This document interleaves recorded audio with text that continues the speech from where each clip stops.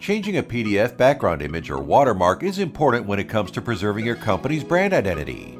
In this video, I'll show you how to do this with just a few clicks.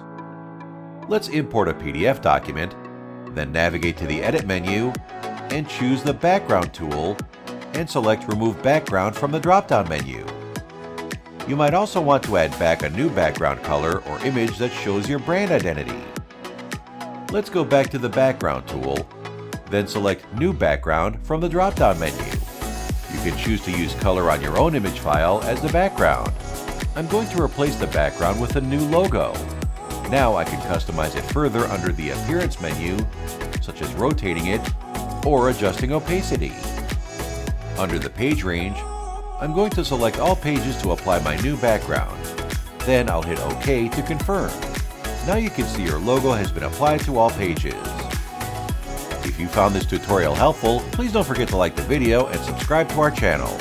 Click the link in the description to try out PDFelement for free today. Plus, check the rest of my videos for other useful ways to improve your daily routine working with PDFs. Thanks, and see you next time!